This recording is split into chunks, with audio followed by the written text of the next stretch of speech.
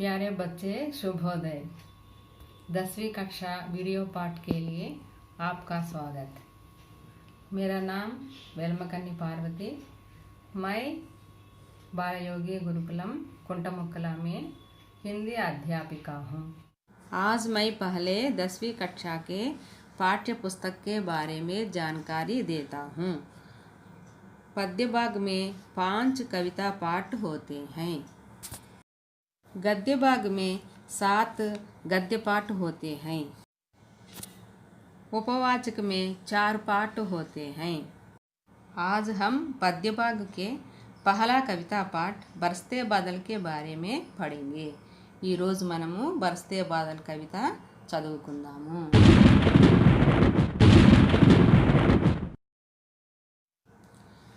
बच्चे, एक साल में कितने तेलुगु मास होते हैं? 12 मास होते हैं। वे चैत्र, वैशाख, ज्येष्ठ, आषाढ़, श्रावण, भाद्रपद, आश्वीज, कार्तिक, मार्गशीर्ष, पुष्य, माघ, फाल्गुन, ये 12 मास आए हैं। तो ऋतुएँ कितने हैं? ऋतुएँ 6 ऋतुएँ हैं। तो 2 महीने के एक ऋतु आते हैं। चैत्र वैशाख बसंत ऋतु है। ज्येष्ठ आषाढ़ ग्रीष्म ऋतु है। श्रावण भाद्रपद वर्ष ऋतु है। आश्वीज कार्तिक शरद ऋतु है। मार्गशीर्ष पुष्य हेमंत ऋतु है। माघ फागुन शिशिर ऋतु है।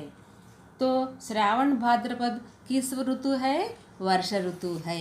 तो वर्ष ऋतु में क्या होता है? बादल बरसता है।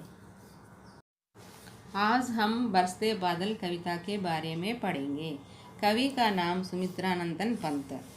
उन्मुखीकरण का अर्थ है संसिद्ध।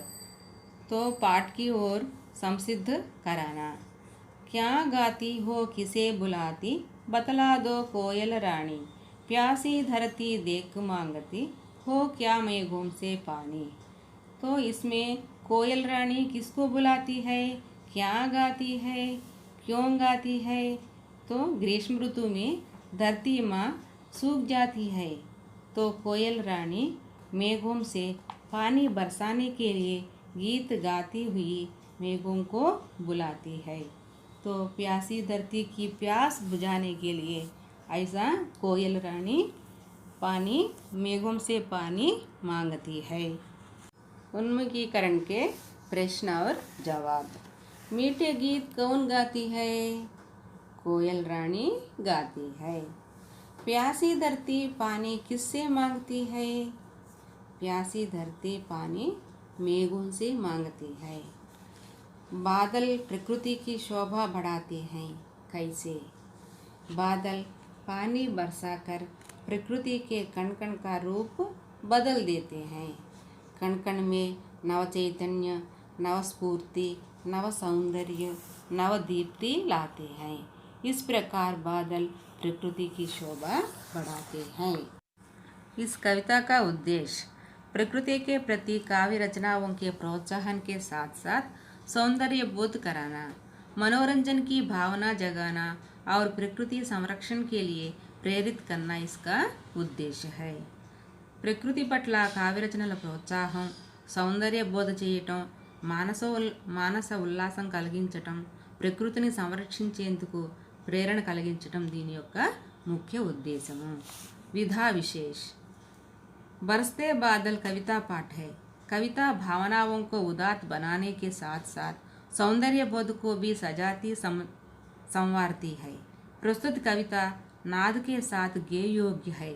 इसमें अनुप्रास का सुंदर प्रयोग है। कवि परिचय। सुमित्रानंद पंत प्रकृति के बेजोड़ कवि माने जाने वाले। इनका जन्म सन 1900 में आलमोड़ा में हुआ। वो बेजोड़ कवि का अर्थ क्या है? साठ लेनी कवि।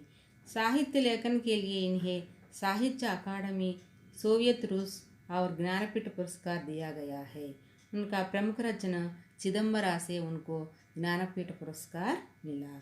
इनकी प्रमुख रचनाएं हैं वीणा, ग्रंथि, पल्लव, गुंजन, युगांत, ग्राम्या, स्वर्ण किरण, कला और बूढ़ा चांद तथा चिदंबरा आदि इनकी प्रमुख रचनाएं हैं।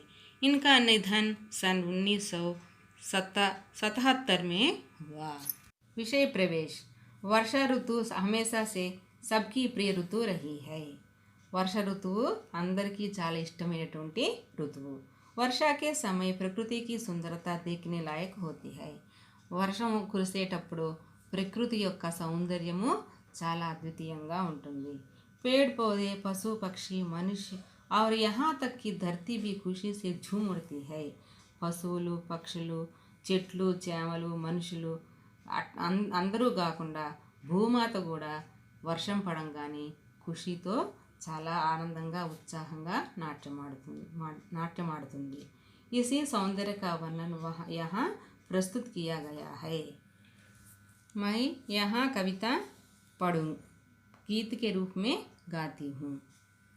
झम झम झम झम मेघ बरसते है सावन के, झम चम चम चम गिरती बूंदे तरुओं से झनके, चम चम बिजली चमक रही रे उरु में घन के, थम थम तिनके तम में सपने जगते मन के, थम थम दिन के तम में असपने जगते मन के, दादुरु टर टर करते झिल्ली बजती झन झन, दादुरु टर टर करते झिल्ली बजती टन टन, म्याऊ म्याऊ रे मोर पीऊ पीऊ चातक के गण, म्याऊ म्याऊ रे मोर पीऊ पीऊ चातक के गण, उड़ते सोनु बालक आर्त सुख से कर क्रंदन, घुमड़ घुमड़ गिर मेघ गगन में भरते गर्जन, घुमड़ घुमड़ गिर मेघ गगन में भरते गर्जन, रिम जिम क्या कुछ कहते बूंदों के स्वर, रोम सिहर उठते चूते वे भीतर अंतर, रोम सिहर उठते छूते वे भीतर अंतर, धाराओं पर धाराएं जरती धरती पर, रज के कण कण में तृण तृण को पुलकावली थर, रज के कण कण में तृण तृण को पुलकावली थर, पकड़वारी की धार झूलता है मेरा मन, आओ रे सब मुझे घेर कर गाओ सावन, आओ रे सब मुझे घेर कर गाओ सावन, इंद्रधनुष के झूले में झूले मिल सब जन, फिर आए जीवन में सावन मन भावन, फिर आए जीवन में सावन मन भावन, जीवन में सावन मन भावन। झम झम झम मेघ बरसते हैं सावन के। बरसना का अर्थ क्या है? बरसाना, वर्षा, पानी गिराना। सावन का अर्थ क्या है? श्रावण मास। मेघ का अर्थ क्या है? बादल। बूंदे का अर्थ क्या है? बिंदु। तरु का अर्थ क्या है? पेड़। उरु का अर्थ क्या है? हृदय। घन का अर्थ क्या है?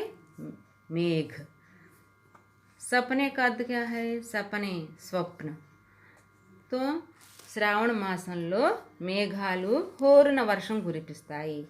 చెట్ల నుండి టపక టపామని చారి చినుకులు పడుతున్నాయి.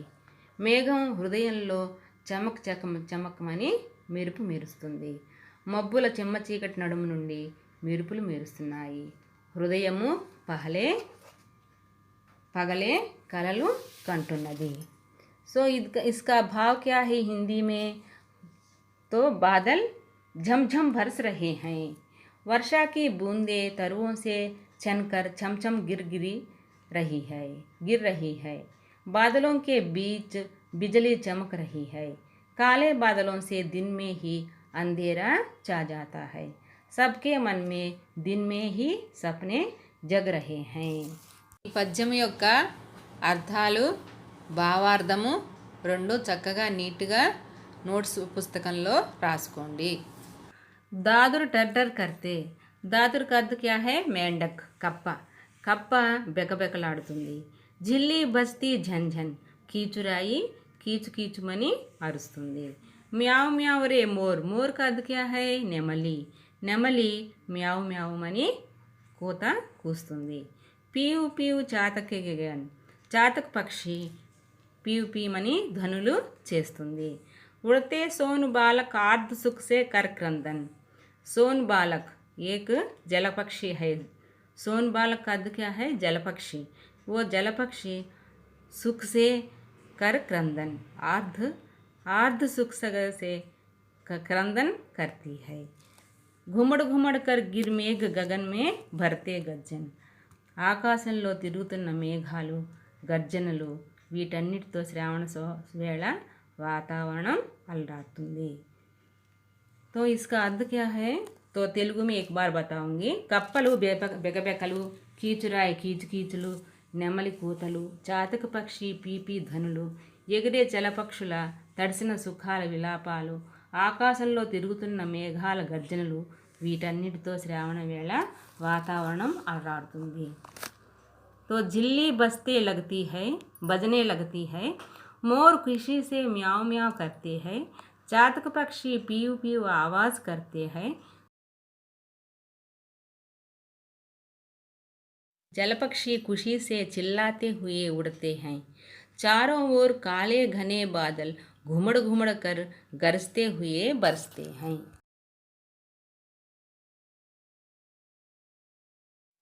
रिमझिम क्या कुछ कहते बूंदों के स्वर रिमझिम का अर्थ क्या है धीमी वर्षा तुम पर का वर्षम कुरेयुट तो रोम सिहर उड़ते छूते वे भीतर अंतर बूंदों के स्वर क्या है बूंदों की आवाज़ ध्वनि रोम सिहर उठना खुश होना भीतर अंतर तो हमारा भीतर हमारा अंदर वो रोम सिहर उठने से वो आनंद आता है धाराओं पर धाराएं झरती धरती पर धाराएं धारगा धरती पर वर्षा गिरती है रज के कण कण में तृण तृण को पुलकावली थर रज का अर्थ क्या है धूली के कण कण में तृण तृण को भी पुलकावली होता है तृण का अर्थ क्या है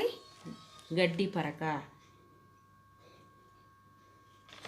तो इसका तेलुगु में చిటపట చినుకులు నీటి బిందువులు స్వరాలు ఏమైనా చెప్పుచున్నాయా అవి అంతరాళలో తాకుతుంటే రోమాలు నిక్కబొడుస్తున్నాయి భూమిపై ధారాపాతంగా వర్షము కురుస్తున్నది ధూళి అణువణువులో గడ్డి పరకలు కూడా పులకిస్తూ నర్తిస్తున్నాయి सो हिंदी में रिमझिम करती हुई बूंदे हमसे कुछ कह रहती है बूंदों के छूने से हमारे रोम सिहर उड़ते हैं मन भीतर बाहर आकुल होने लगता है धरती पर जलधाराएं बहती है मिट्टी में उगने वाले घास पौधे और वनस्पतियाँ आदि में प्रसन्नता दीख पड़ती है तो वर्षం పడటం మూలాన చిన్న చిన్న గడ్డి పరక దగ్గర నుంచి కూడా చాలా పులకించి పరవశించిపోతుంది पकड़ वारी की धार झोलता है मेरा मन वारी का अर्थ क्या है जल धार धारा प्रवाह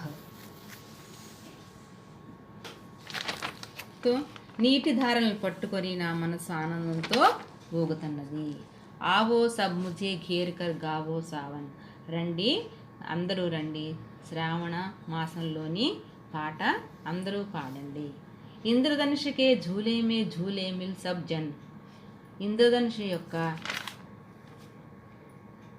ముగ్ధ మనోహరమైన శ్రావణం నిరంతరము మన జీవితాలలో తొంగి చూడాలి మనందరము హరివిల్లు తూగుటియాలపై ఊగాలి తూగాలి फिर आए जीवन में सावन मन भावन మరలా మన జీవితంలో శ్రావణ మాసము రావాలి तो हिंदी में कवि कहते हैं सावन की वर्षा के बूंदों की धार पकड़कर मेरा मन झूलने लगता है आओ हम सब मिलकर सावन की गीत गाएं। ఇంద్రధనుష్ के झूले में हम सब झूले। ఇంద్రధనుష్ యొక్క ఉయ్యాలలో మనం అందరము ఊగుదాము। ऐसा मन भावन सावन हमारे जीवन में बार बार आए और खुशियाँ लाए।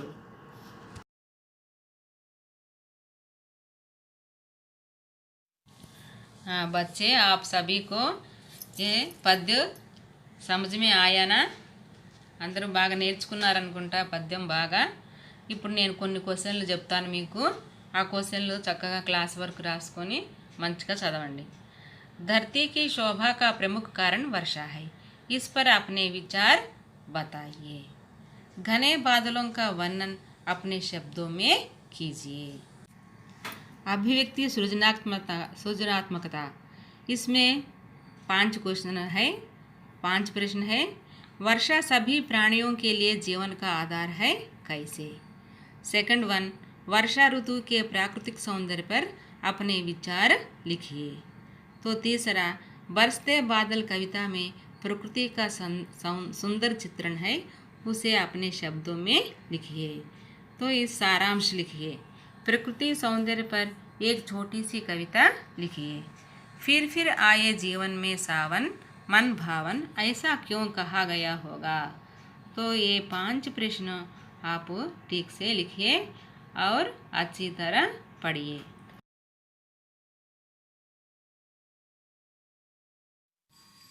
भाषा की बात, इसमें तरु गगन घन ये तीनों को पर्यायवाची रूप लिखिए। तरु का पर्याय शब्द पेड़ वृक्ष, गगन आसमान आकाश, घन बादल और मेघ। दूसरा सावन सपना सूरज, ये तत्सम रूप लिखिए। सावन श्रावण, सपना स्वप्न, सूरज सूर्य। और गण वारी चंद्र, ये तद्भव रूप लिखिए। गण समूह, वारी जल, चंद्र चंद्रमा। तो बच्चे ये पूरा पाठ हो गया है। आपके समझ में आया ना? మీ అందరికీ అర్థమైందా? బాగా చదువుకొని మంచిగా క్లాస్ వర్క్ బాగా రాసి మంచిగా వ్యాకరణాంశాలు నేర్చుకొని బాగా చదవండి। ధన్యవాద్।